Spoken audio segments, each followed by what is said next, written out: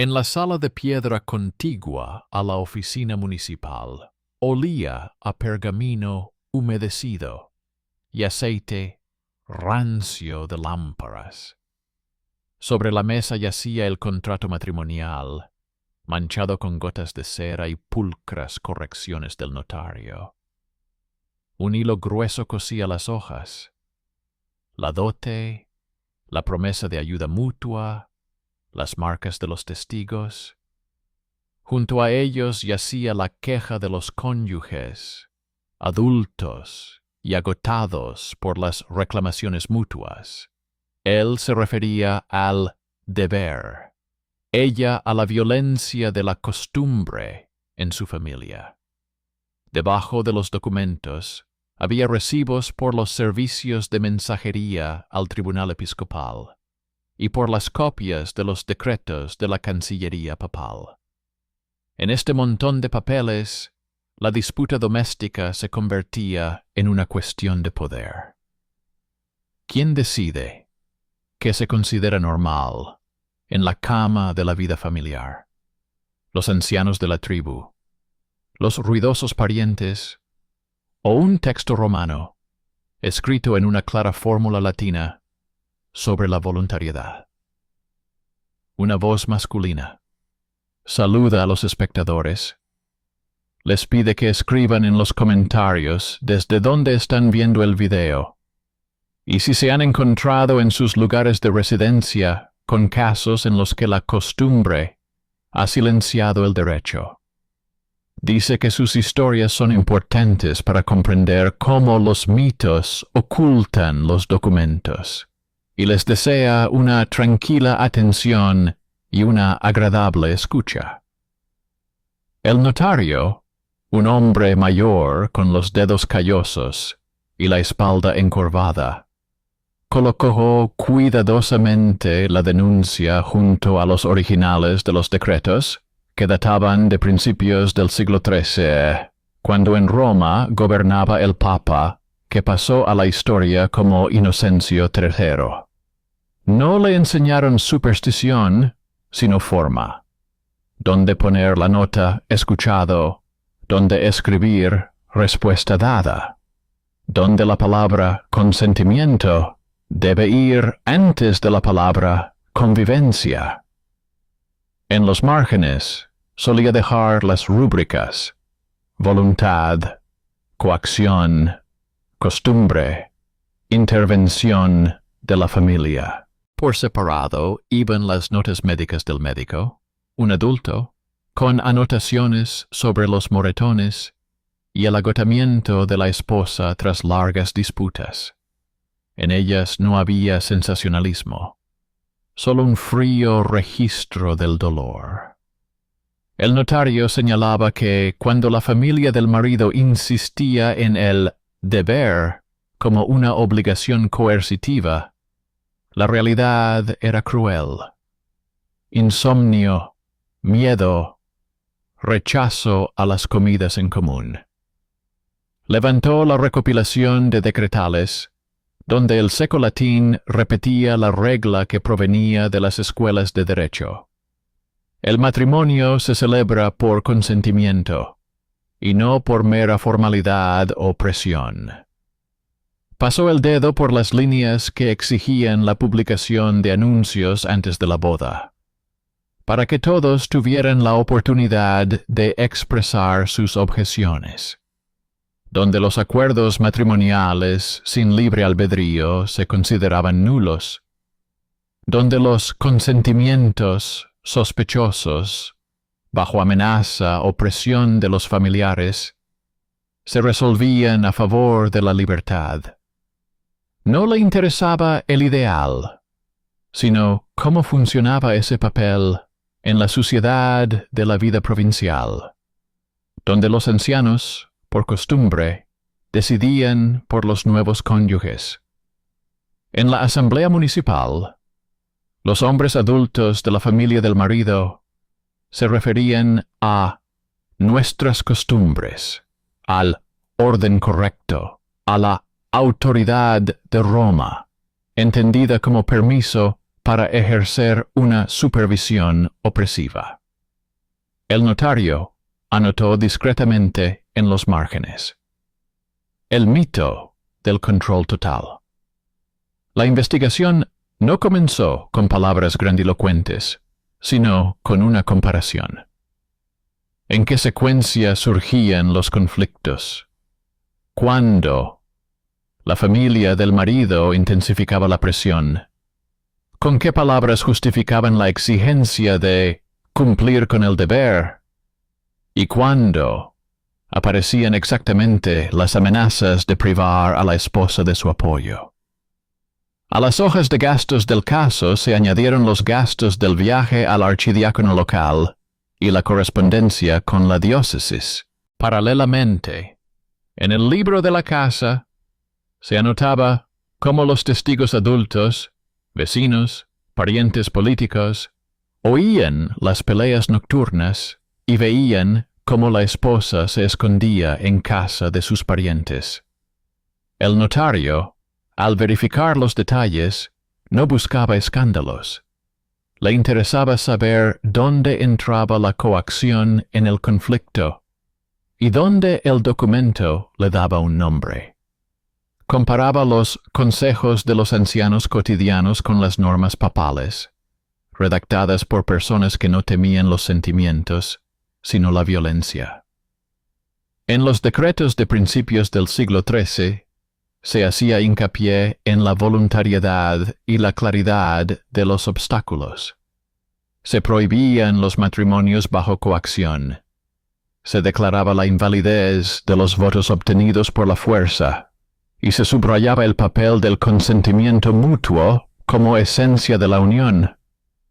El notario aplicaba estas disposiciones a los asuntos de personas vivas, donde el deber habitual se convirtió en un garrote para el control. Él constataba que los ancianos se referían al lecho como un deber de la familia, y no al texto, donde la unión se construía en torno al consentimiento y a los impedimentos acordados. El giro se produjo cuando, en las actas de la reunión, los ancianos volvieron a escudarse en la costumbre. Intentaron afirmar que en nuestras tierras la esposa está obligada a cumplir todo lo que exige el marido y su casa, y que Roma supuestamente siempre ha bendecido esa disciplina. El notario planteó los párrafos sobre el consentimiento matrimonial y recordó al tribunal que lo que invocaba la familia era una leyenda tardía sobre el control total, conveniente para ejercer presión, pero que no coincidía con las fuentes. Anexó al expediente extractos en los que la Cancillería papal, por el contrario, obligaba a verificar la voluntariedad y castigaba la coacción al matrimonio, en los que se defendía la independencia del consentimiento frente a las medidas coercitivas aceptadas en la comunidad. No necesitaba palabras bonitas. Bastaba con una fórmula seca, en la que la unión sin libertad era inválida y el deber, impuesto por el miedo, no era legal, sino una ficción violenta. El conflicto se desarrolló como siempre en estos casos. La familia del marido comenzó a presionar con la autoridad de Roma, ocultándose en realidad no tras decretos, sino tras su propio deseo de controlar a la joven familia. En la asamblea municipal los hombres adultos de la familia amenazaron con negar su ayuda, avergonzaron a la esposa con palabras sobre la deshonra, e insinuaron al marido la vergüenza de la debilidad. El médico señaló en su nota el empeoramiento del estado de la esposa, y sus parientes adultos la intimidaron con represalias si iba en contra del mundo. El notario registró cada amenaza como un hecho del caso, la presión de la costumbre tribal y su choque con la norma, que Roma atribuía no al miedo, sino al consenso. Elaboró una tabla comparativa. A la izquierda, las fórmulas de la costumbre: deber, obediencia al hogar, castigo, vergüenza. A la derecha, las fórmulas de los decretales: el consentimiento hace el matrimonio, anuncios para excluir el engaño, la unión no es válida si hay miedo, el tribunal tiene la obligación de proteger la libertad. Anexó al caso los testimonios de vecinos adultos y una copia del registro parroquial de la publicación de los anuncios matrimoniales que se había realizado de buena fe. 3 veces, en los días acordados, sin ocultar ningún impedimento. Este registro indicaba que el matrimonio comenzaba como un contrato entre personas adultas ante la comunidad. Todo lo que surgió después fue un intento de la familia de reescribir los términos de la unión, amparándose en el mito del control romano sobre el lecho. Paralelamente, reunió en un solo bloque las realidades médicas y económicas. Los registros médicos hablaban de dolores de cabeza, de abrasiones por empujones en la casa, de insomnio progresivo. El libro de la casa mostraba cómo el marido, adulto y dependiente de sus hermanos, empezaba a pasar más noches en casa de sus familiares. Los flujos de dinero se destinaban a regalos para los ancianos, a banquetes en honor al establecimiento del orden. En estos gastos no hay teología, sino control de los cuerpos a través de la economía de la vergüenza. El notario, sin levantar la voz, lo archivaba todo en un expediente, donde la palabra consentimiento no sonaba como una moraleja, sino como una señal de alto legal. Su último paso en esta parte fue recurrir a la correspondencia papal, donde se subrayaba la obligación de los tribunales de proteger la libertad de decisión matrimonial y castigar a quienes quebrantaban la voluntad amparándose en el honor de la familia. Anexó un extracto en el que se indicaba que las amenazas y la violencia en los asuntos familiares se calificaban como abuso y estaban sujetas a corrección eclesiástica. Así, el documento se oponía al mito. En lugar de Roma imponía la cama, surgía una Roma que, al menos sobre el papel, obligaba a los tribunales locales a afirmar la voluntariedad y castigar la coacción. Así concluía la primera ronda de la investigación. La disputa entre cónyuges adultos, elevada al nivel de la política de la costumbre, se enfrentaba al texto romano, donde la voluntariedad no era un adorno, sino un pilar fundamental. El notario no veía ante sí santos ni milagros, sino una tabla donde la costumbre empuja la voluntad, los decretales la devuelven. A continuación, quedaba la prueba de la práctica. ¿Cómo se comportaría el tribunal entre el ruido de la sala tribal y el silencioso pergamino? Y si el papel tendría suficiente fuerza para detener la mano pesada de los tradicionalistas. El notario comenzó con un resumen en el que puso en una misma línea las fechas escritas con palabras y los acontecimientos en la casa de los cónyuges en disputa, los días de las visitas de los ancianos, los días de las publicaciones en la parroquia, los días en que el médico registró el empeoramiento del estado de la esposa.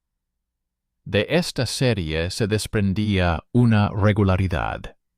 Cada vez que la familia del marido organizaba un consejo, al día siguiente seguían las reclamaciones de la deuda y las amenazas de privarle de apoyo, a las que seguían noches angustiosas y breves anotaciones del médico sobre el temblor de manos y los estados presíncopes. La rutina secretarial traducía la vida ajena en líneas, y en esas líneas se podía oír cómo la costumbre se metía en la cama de los adultos con manos ajenas y carteras ajenas. Para que las palabras no se desvanecieran, el notario adjuntaba al expediente copias de los decretos. El consentimiento hace el matrimonio sin libertad es nulo. La coacción se castiga, las amenazas y la presión económica se califican como abuso.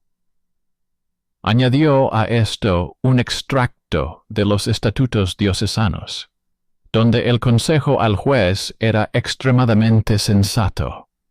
Separa las costumbres mundanas del derecho. Comprueba si la unión se ha roto por el miedo. A continuación, analizó los testimonios de los testigos adultos. Los vecinos contaron con discreción que la familia del marido acudía en grupo ruidoso, que se llevaban a la esposa a casa de sus parientes para evitar los gritos y que dejaban de encender el fuego por la noche para evitar las visitas de los consejeros. Estos detalles, lejos de la pintura legendaria, se combinaban en un retrato social de la presión. La deuda como porra, la vergüenza como moneda de cambio.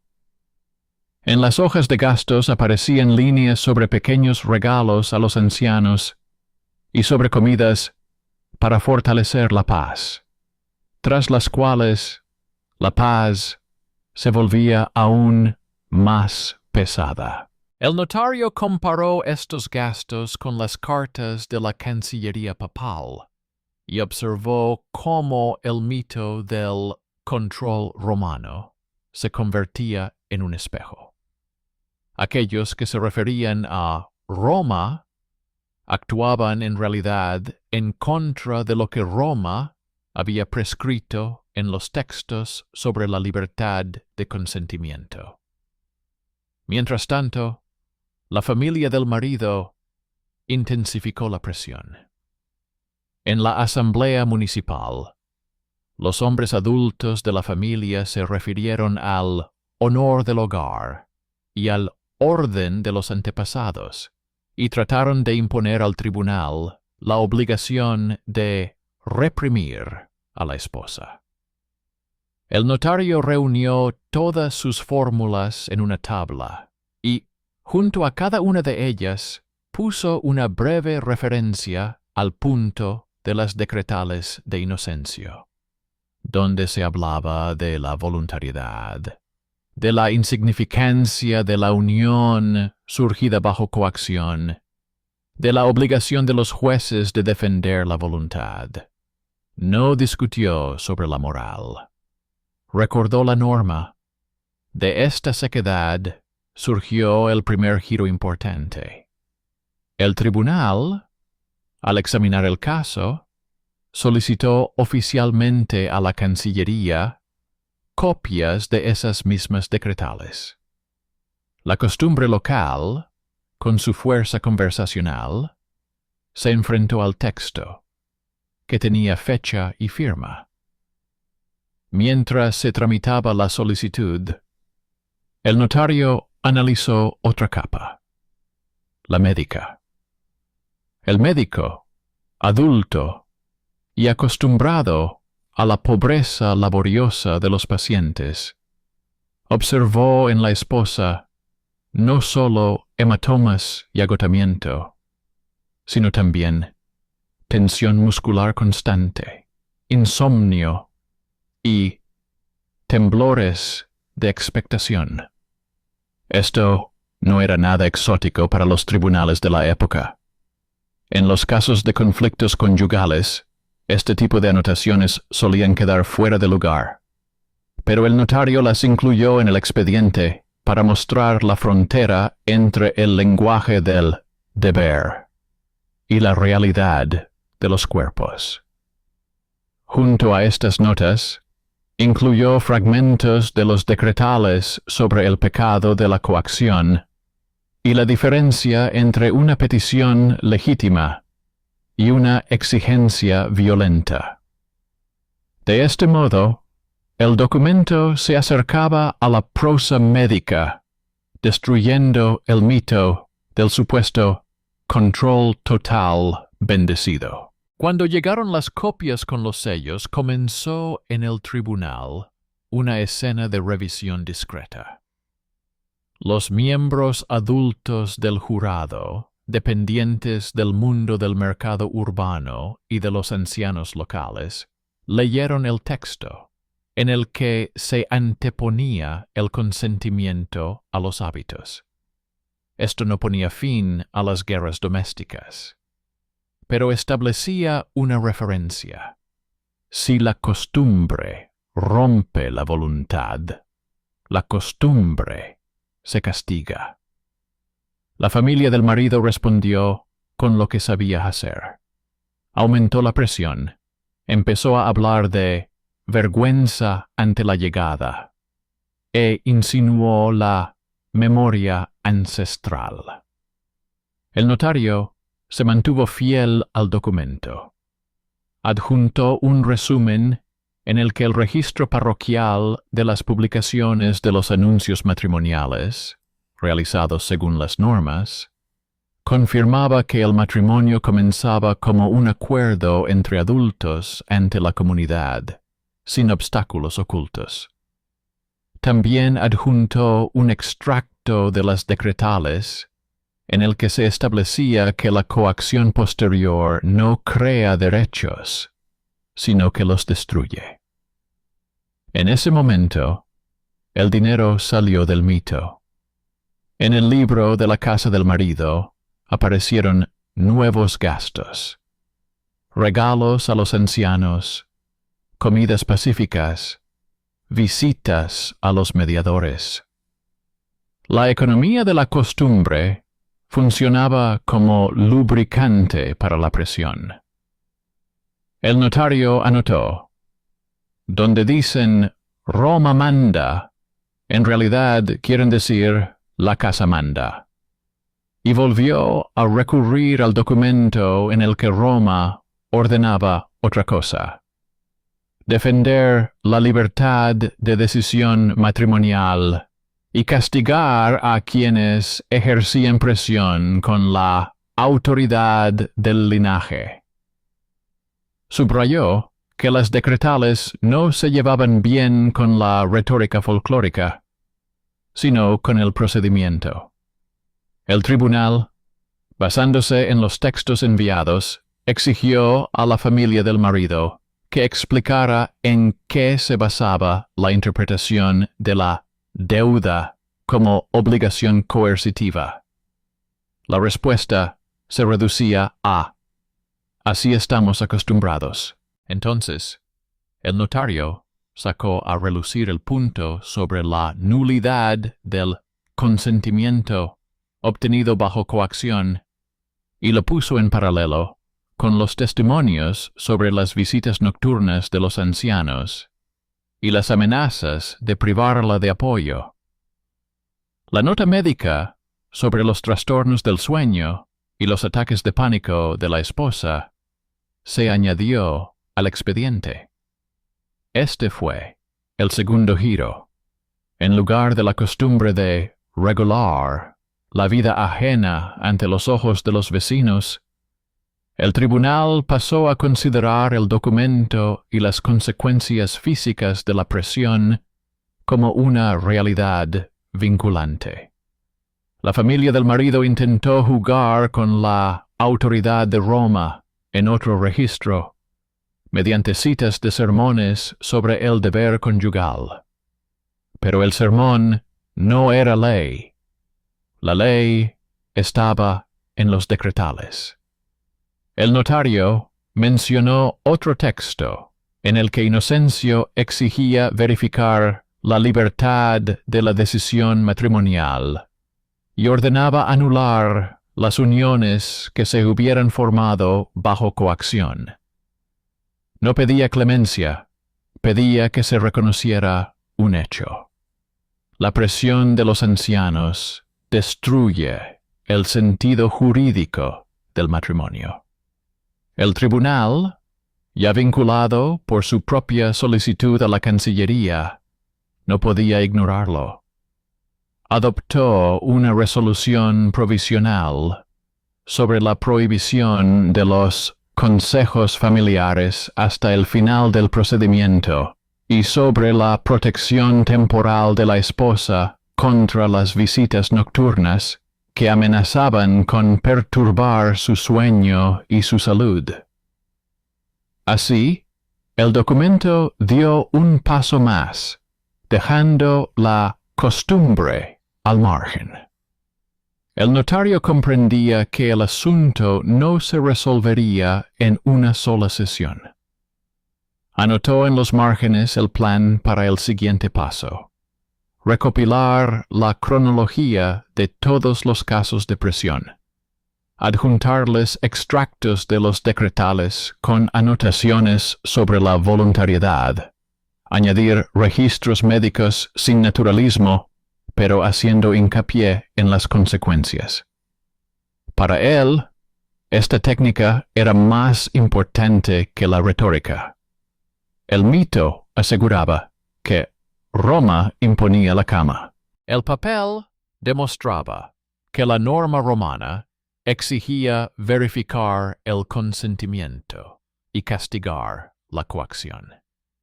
Quedaba por completar el procedimiento. Basándose en el texto, dictar una sentencia en la que la costumbre dejara de ser un garrote y el consentimiento volviera a tener sentido en el contrato. No era el camino de un milagro sagrado, sino de la administración municipal, en la que las paredes de piedra del tribunal y las carpetas húmedas de la oficina se convertían de repente en un escudo para dos personas adultas frente al ruidoso salón de los parientes. El notario pasó de las imágenes de presión al lugar donde la fórmula se convierte en decisión. Colocó 3 columnas sobre la mesa. En la primera, las actas de los consejos con las fechas exactas escritas con palabras. En la segunda, extractos de los decretales, donde el matrimonio se basa en el consentimiento y donde la coacción se declara como vicio del contrato. En la tercera, los registros médicos de un doctor adulto sobre las consecuencias de las visitas nocturnas, el agotamiento y el miedo. Este esquema de 3 columnas lo adjuntó al caso como verificación, en la que el mito del control total romano se enfrentaba a las fórmulas romanas de libertad. El tribunal aceptó considerar la comparación como un marco. A partir de entonces, cada mención del deber debía verificarse mediante la pregunta de si los cónyuges tenían elección y si la cama se convertía en un escenario de presión familiar. A través de este filtro, la costumbre comenzó a desmoronarse ante nuestros ojos. Las primeras grietas significativas aparecieron allí donde la familia del marido se basaba en el rescate del honor y los acuerdos en el hogar. En las hojas de gastos aparecieron los regalos a los ancianos y los gastos en banquetes, que se denominaban pacíficos. El notario trasladó estas cantidades a la columna Economía de la coacción. Explicó al tribunal que estos gastos sustentaban el mecanismo de la vergüenza. El banquete como sanción. El banquete como recompensa por el cuerpo sometido. El banquete como instrumento para controlar el silencio de los vecinos. Junto a ello, añadió un párrafo de los decretales, donde la prescripción de verificar la libre voluntad prevalecía sobre las costumbres locales en materia de regalos. El tribunal, acostumbrado a creer en el mundo y en la cartera, se vio obligado a examinar un texto en el que no se mencionaba ni el banquete ni el rescate del honor, pero sí se exigía la libertad de voluntad, establecida como norma.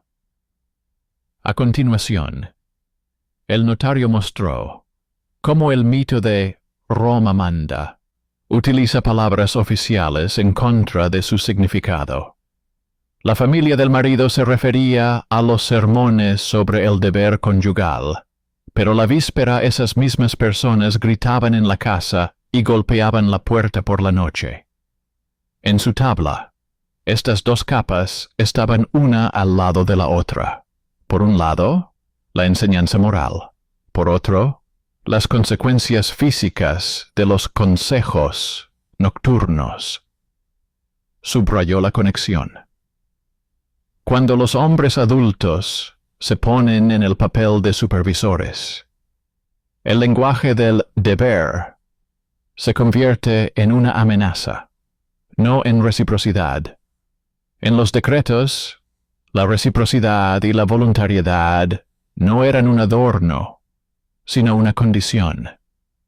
El tribunal comenzó a enfriarse con respecto a la costumbre, cuando vio que ésta se alimentaba demasiado de la humillación y el miedo, y no del derecho. En ese momento, se añadió una capa adicional al caso. Cartas de la Cancillería, en las que se citaban precedentes en los que los tribunales anulaban acuerdos matrimoniales viciados por la coacción. El notario incluyó estos precedentes como casos de apoyo y añadió al final una breve nota sobre los estatutos diocesanos. ¿Dónde están los límites de la intervención familiar? ¿Y por qué es necesaria la publicación de los anuncios matrimoniales? El significado era claro. Si al principio la unión se celebraba ante la comunidad sin obstáculos, la presión posterior no cambia su esencia, pero infringe la norma y debe ser corregida. La familia intentó desarrollar la idea de moderación, afirmando que solo se trataba de poner orden en la casa. Entonces, el notario sacó los informes médicos y preguntó al tribunal si poner orden podía ir acompañado de temblores, agotamiento y ataques de pánico en un adulto, si realmente se trataba de un matrimonio consentido. Nadie respondió en voz alta. La respuesta ya estaba en las columnas. Poco a poco, el lenguaje pasó del nivel moral al nivel procedimental. El tribunal dictó una prohibición temporal de las visitas nocturnas de los ancianos y obligó a todos los participantes a comparecer cuando se les citara, y no por costumbre. Esta decisión no parecía heroica, pero dentro de las murallas de la ciudad significaba romper con la vieja rutina. Ahora, la presión de los familiares se convertía en motivo de sanción. En la siguiente sesión, el notario adjuntó al expediente una nueva verificación. Las quejas de los vecinos por el ruido en las casas después de los consejos, los gastos del clan en remuneraciones a los intermediarios y, junto a ello, las cifras escritas con palabras extraídas de los decretales sobre la insignificancia del consentimiento bajo coacción. El tribunal impuso una multa por infringir la prohibición de los consejos y advirtió oficialmente a la familia de las consecuencias de repetirla. El seco acta expulsó de la casa la mano ajena. El conflicto puso al descubierto el punto débil. El marido dudaba entre el miedo a perder el apoyo y la comprensión de que un matrimonio sin libertad se derrumbaría bajo el mismo techo donde se intentaba fortalecerlo. El notario no sacó ninguna moraleja de ello. Se limitó a registrar la elección de un adulto que debía responder a quien daba derecho a hablar en su nombre. Un día, convencido por las palabras, el marido se presentó en el tribunal sin los ancianos y confirmó que no había pedido visitas nocturnas, no había repartido regalos, ni había encargado a nadie que hablara en su nombre. Este gesto, que parecía insignificante, supuso el tercer giro. La estructura de la familia habla por la casa comenzó a desmoronarse. El tribunal dejó constancia en el acta de que las futuras reclamaciones sobre la deuda se considerarían una disputa entre los cónyuges y no entre la familia y los cónyuges, y, en caso de coacción, una violación de las normas. El notario aprovechó la pausa y sacó otra pieza clave, la sección sobre los anuncios públicos. Recordó al tribunal que su significado era proteger la libertad de la decisión matrimonial de obstáculos ocultos y de presiones repentinas. Si, tras tales anuncios, la familia comienza a reescribir las normas, amparándose en la autoridad de Roma, no se trata de lealtad a Roma, sino de abuso de su nombre. Colocó junto a ella un breve extracto sobre el castigo por el abuso de la retórica espiritual en una disputa secular. Por primera vez, el tribunal llamó claramente a las cosas por su nombre. Se considerarán tradicionalistas aquellos que utilicen la costumbre para coaccionar y quebrantar la voluntariedad. Esta palabra, al pasar al pergamino, dejó de ser un insulto y se convirtió en una etiqueta jurídica. A partir de ahí, el esquema se desarrolló hacia su desenlace. El tribunal exigió a la familia que cesara cualquier acción que influyera en la voluntad de la esposa, y confirmó el derecho de los cónyuges a regular la intimidad del matrimonio sin supervisión externa, siempre que no hubiera violencia. Los registros médicos pasaron a tener carácter de control para poder seguir las consecuencias. El notario concluyó esta etapa con un caso de multas. Las cantidades, escritas con palabras, recayeron sobre los culpables de las visitas nocturnas y las pacíficas fiestas, donde se decidía el destino de la cama ajena. El espejismo de Roma manda se disipó cuando Roma apareció más en el texto que en el discurso de los ancianos. No fue el resultado de un sermón inspirado, sino de la silenciosa presión del papel, donde el consenso no se interpretaba como un adorno, sino como la base. Precisamente en ese silencio se hizo evidente que el mito del control total conviene a quienes quieren controlar los cuerpos sin responsabilidad. El documento, por el contrario, exigía responsabilidad por la intrusión y la llamaba por su nombre. El notario resumió los resultados provisionales. El matrimonio sigue siendo matrimonio si en él hay libre albedrío de los adultos. La costumbre, reducida al látigo, está sujeta a multa y prohibición. La autoridad de Roma, en boca de la familia, es a menudo una máscara ajena que vale la pena quitar mediante la comparación del texto y las consecuencias. Quedaba por detallar los últimos pasos.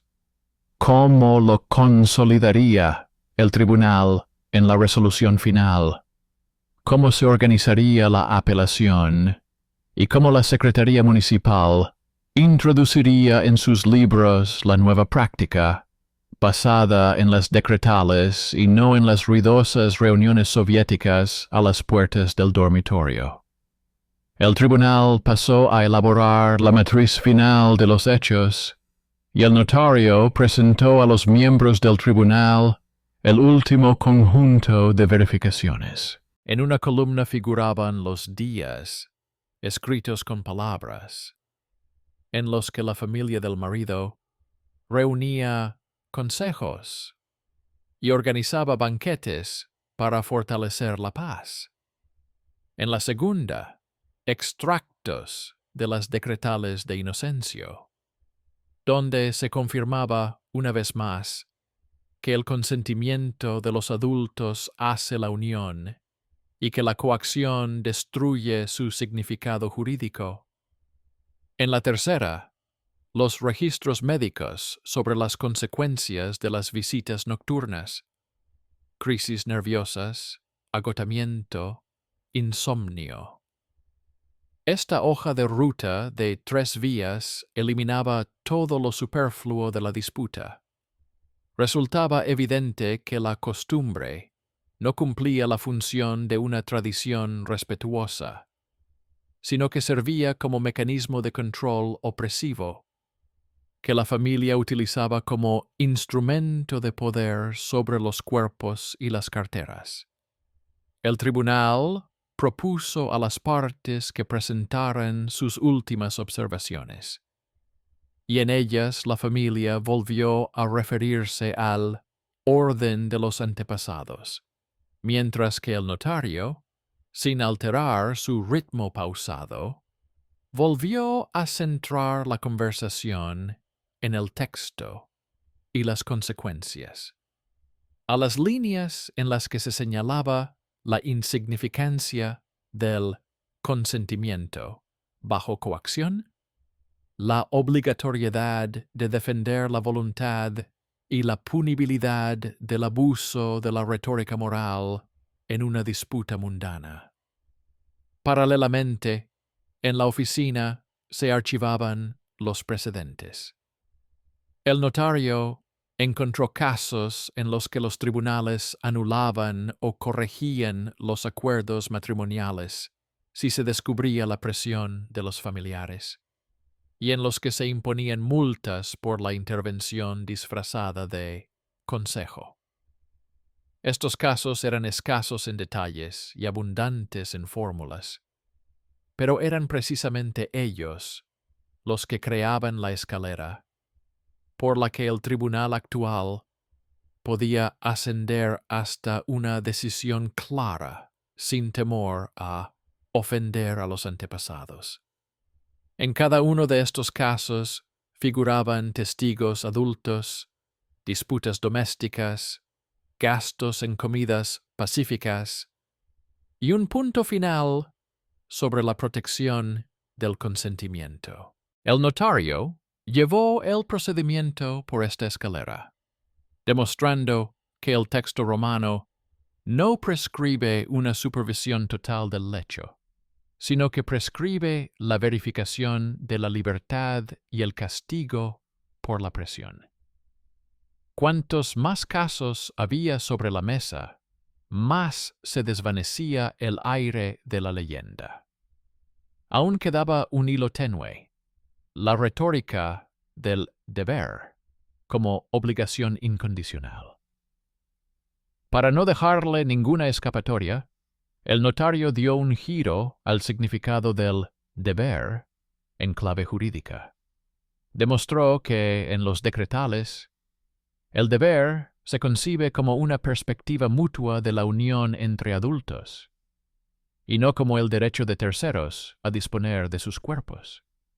Si el miedo y la dependencia económica entran en la casa, el deber deja de ser recíproco y se convierte en coacción, de la que el documento ordena protegerse. Los registros médicos, colocados al lado, hacían tangible esta abstracción. Los temblores, el insomnio, la pérdida de fuerzas, en un adulto no son una deuda codificada, sino el precio físico del consejo público. El tribunal registró este giro, señalando que la deuda no puede cobrarse por métodos ancestrales y que no puede invocarse como justificación de la presión. La familia del marido intentó mantener su posición con una última estrategia, la referencia al honor del hogar y la necesidad de mantener el orden. En esta fórmula se incluía todo, desde la restricción de las visitas hasta la imposición de un régimen en el dormitorio. El notario tampoco discutió con palabras. Colocó cuidadosamente el extracto en el que se estipulaba que las referencias al honor no anulaban el requisito de voluntariedad y no convertían la esfera familiar en un salón público. Junto a ella, adjuntó una nota sobre las multas por intervención, si se demostraba que los consejos provocaban alteraciones del orden público, problemas sanitarios y amenazas para la salud. El tribunal, que había pasado por muchos años difíciles y había visto cómo se destrozaban vidas bajo el pretexto del honor, no se arriesgó a dejar esta puerta abierta. Confirmó la prohibición vigente de las visitas y señaló que, en lo sucesivo, se impondrían sanciones por cada infracción, cuyos importes se anotarían por escrito y se cobrarían a los organizadores de los consejos y los banquetes. Mientras tanto, en el lado de los cónyuges se producía un silencioso proceso de desentrañamiento de la dependencia. El marido, ya adulto y finalmente separado del coro nocturno de sus parientes, comenzó a asistir a las reuniones sin acompañantes y dejó de financiar los banquetes pacíficos. El libro de la casa lo reflejó. Los gastos en regalos para los ancianos se redujeron. Aparecieron líneas sobre la reparación de la estufa y la compra de ropa de abrigo para el invierno. Estos cambios no fueron una hazaña, sino una rutina en la que finalmente hubo menos manos ajenas. Su esposa, adulta y cansada, dejó de aparecer en los informes médicos como paciente con ataques de pánico. El médico comenzó a escribir sobre la recuperación del sueño y el apetito. El tribunal vio estos cambios y comprendió que las medidas documentales tenían un efecto real. Allí donde se elimina la mano de los tradicionalistas, desaparece también la fisiología del miedo. Para consolidar la práctica, el notario preparó un proyecto de circular municipal para las secretarías judiciales. En los casos de conflictos conyugales, primero se comprueba la publicación de los anuncios matrimoniales, luego la libertad de consentimiento en el momento de la celebración del matrimonio, luego la intervención de terceros, luego las consecuencias médicas de la presión, y solo después se examinan las cuestiones controvertidas de la vida doméstica. Este procedimiento eliminaba la laguna jurídica favorita de la familia. Comenzar con la moralización y terminar con la violencia. La circular se basaba en las decretales de inocencia y en los estatutos locales, en los que la protección de la voluntad se anteponía a las costumbres. El tribunal aceptó el proyecto para su consideración porque vio que conservaba el resultado no en el papel, sino en la vida cotidiana. Mientras tanto, en la ciudad se llevaba a cabo la tarea de reescribir el mito. En los mercados aún se oían historias sobre la severidad romana, pero ahora se les añadía un ejemplo sencillo. El caso en el que el tribunal no permitió la costumbre en la cama ajena y defendió el derecho de los adultos al consentimiento matrimonial. Los escribanos revisaron las fórmulas de los contratos matrimoniales. La palabra consentimiento dejó de ocultarse al final y se trasladó al principio. Las parroquias publicaban cuidadosamente los anuncios, sin permitir que los ancianos cerraran los obstáculos con negociaciones entre bastidores. El cambio de retórica no se produjo de la noche a la mañana, pero cada vez que una familia intentaba jugar con la autoridad de Roma, se le mostraban no una leyenda, sino las líneas en las que Inocencio exigía lo contrario, la verificación de la libertad y el castigo por la presión. Quedaba plasmar toda esta lógica en una resolución final. El tribunal tenía que dar varios pasos sencillos y peligrosos para la costumbre. Reconocer la intervención de la familia como ilegal, multar a los organizadores de los consejos y los banquetes pacíficos, confirmar el derecho de los cónyuges a regular la intimidad del matrimonio sin inspección externa, obligar a la parroquia a publicar anuncios de acuerdo con los estatutos y a la Cancillería a conservar copias de los decretales en los archivos para su verificación. Esta secuencia no fue una revolución, pero rompió el círculo principal.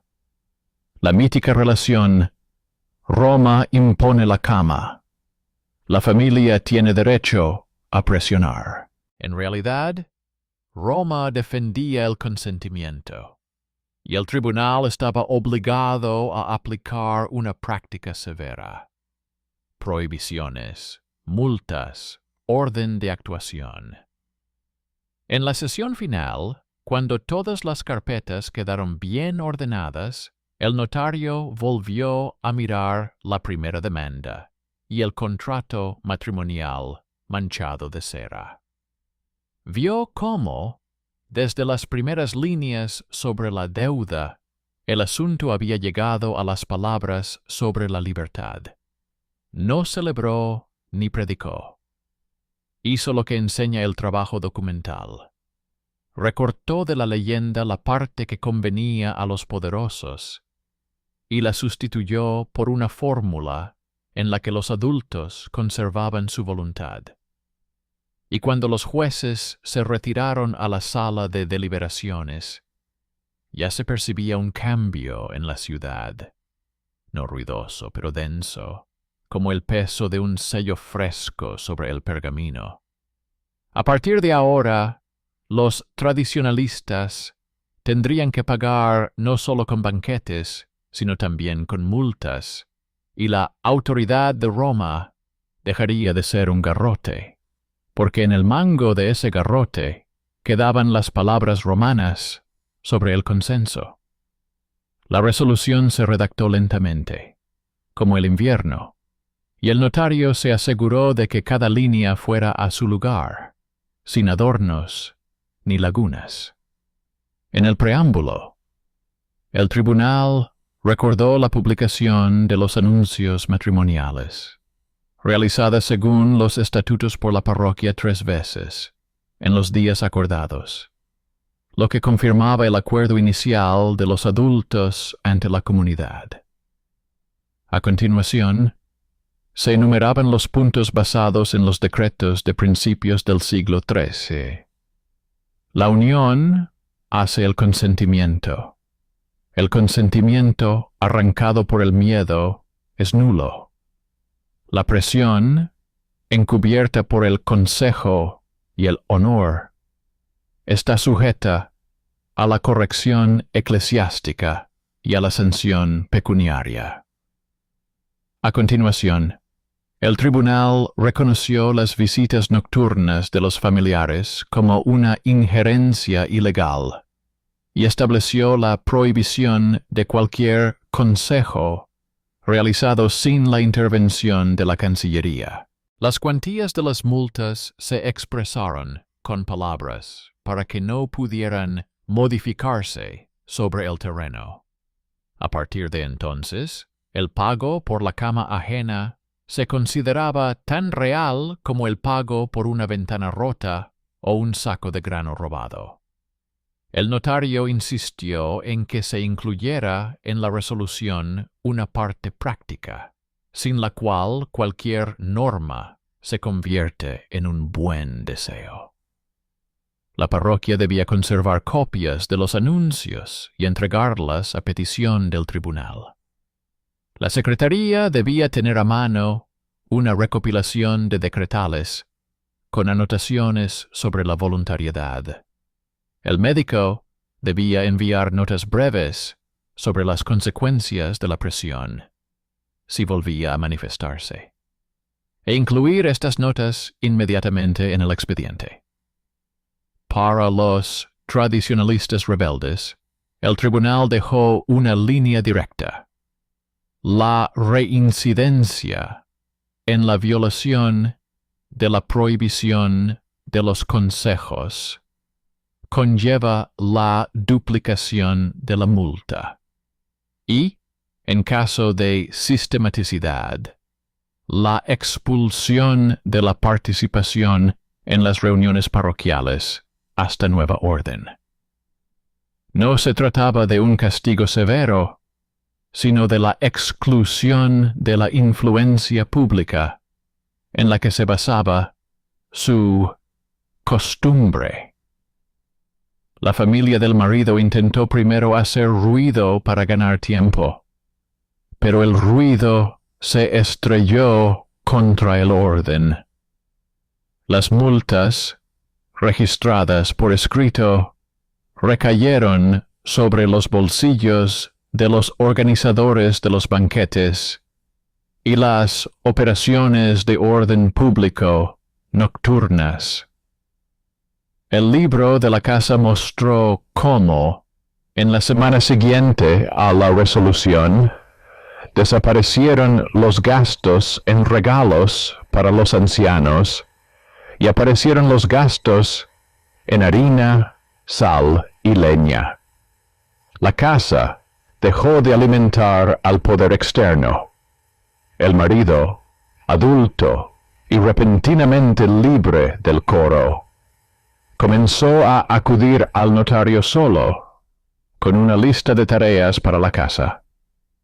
La esposa, adulta y con una respiración más tranquila, volvió a aparecer en las notas del médico como una paciente sin crisis nocturnas ni temblores. Nadie se volvió más santo. Hubo menos manos ajenas y más palabras responsables. En la quietud de la ciudad, eso equivalía a una victoria. Mientras tanto, la leyenda seguía circulando por los mercados. Se contaba que Roma ordenó una vez mantener la cama bajo llave. El cuento malicioso necesitaba público, y al público le gustaban las historias cortas. El notario no discutía con la voz, sino con el papel. Redactó una breve circular para los escribanos y los sacerdotes.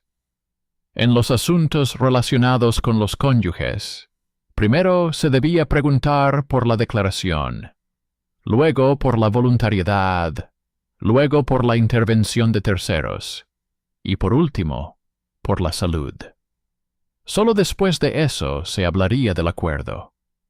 Este procedimiento parecía aburrido, pero era precisamente el aburrimiento lo que salvaba de la bella crueldad.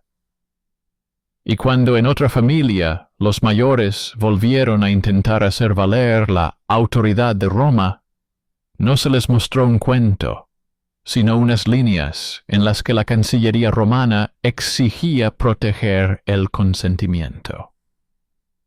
El tribunal llevó el caso a su conclusión.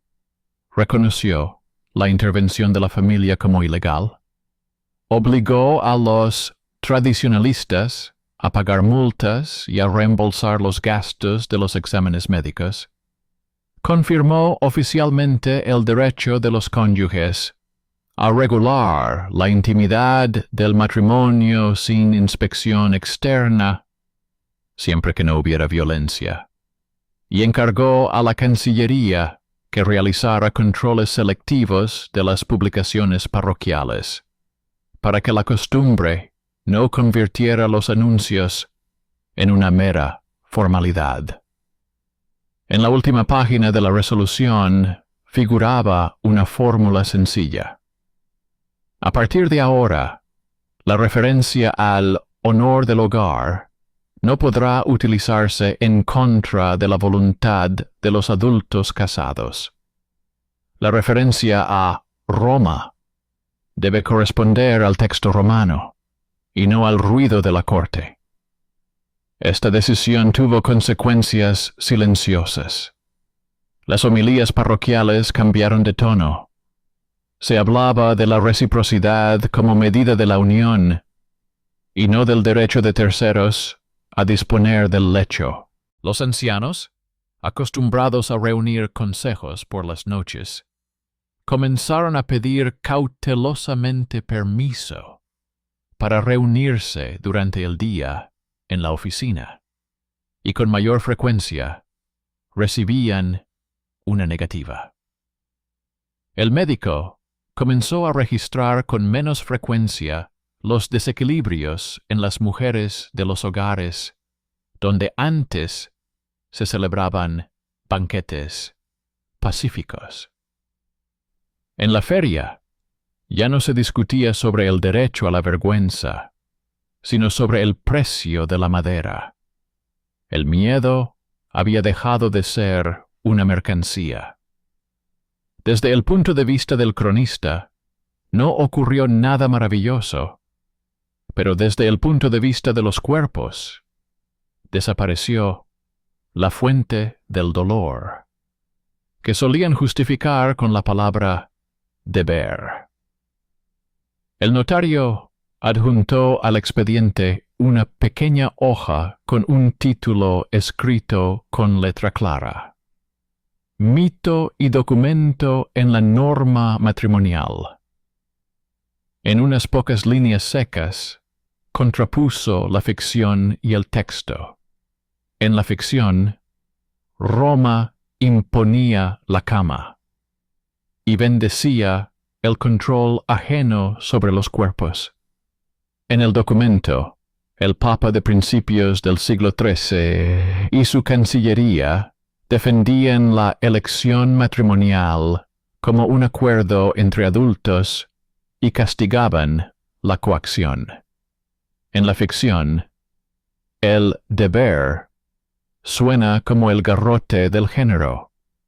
En el documento, el deber es la perspectiva mutua de la unión, para la cual no tiene sentido el coro nocturno a las puertas del dormitorio. En la ficción, la tradición está por encima de la ley. En el documento, la ley separa la tradición de la violencia, y el tribunal tiene la obligación de proteger esta separación. Las últimas líneas las dedicó a las decisiones humanas, sin las cuales el papel no es más que un trapo caliente. El marido eligió el hogar en lugar del coro y pagó por ello con la incomodidad ante sus familiares, pero mereció la pena, porque el hogar se volvió más cálido no por los banquetes, sino por la estufa. La esposa eligió el derecho a decir sí y no, y ese derecho resultó ser más difícil que las conversaciones sobre honor, porque le dio sueño. El tribunal eligió el documento en lugar del ruido, y esa elección le costó la pérdida de popularidad en algunos hogares. Pero trajo orden, donde el miedo dejó de ser un argumento. La parroquia eligió los estatutos en lugar de los rumores, y con esta elección cerró la puerta por la que solían colarse los consejos nocturnos. Cuando la resolución se secó y el sello dejó su pesada huella, el notario guardó el expediente en un armario que olía a cuero y aceite de lámpara. En la estantería había otras carpetas, algunas sobre deudas y puentes, otras sobre herencias. En cada uno de ellos buscaba lo mismo: un lugar donde el mito fuera conveniente para los poderosos, y un texto que pudiera impedirlo. Esta vez vio cómo la palabra romana sobre el consentimiento se convertía en la protección de los vivos. El matrimonio no se volvió más sagrado, pero sí más honesto. La costumbre no desapareció, pero perdió el derecho a entrar en la casa sin llamar.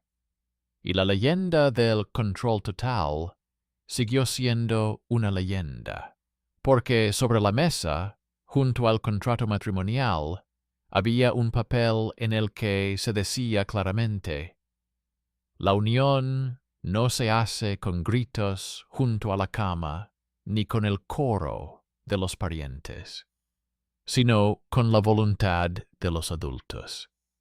Y es precisamente eso lo que debe proteger el tribunal.